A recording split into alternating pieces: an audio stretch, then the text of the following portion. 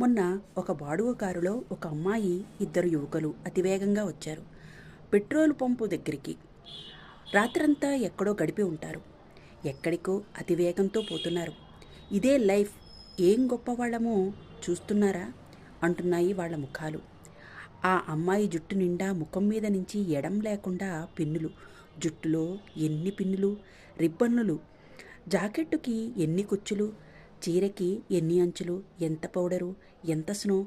ఎన్ని ఎక్కువగా ఉంటే అంత అందం, అంత ఆకర్షణ.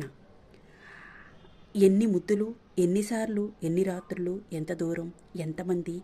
ఇవి శృంగారపు కొలతలు. పాపంలో ఉండే ఆకర్షణ నిండా చంపేస్తే, నరకంలో ఉండే శృంగారాన్ని లాగేస్తే ఇక దిక్కెక్కడిది? ఆశ్రమాల్లో తప్ప.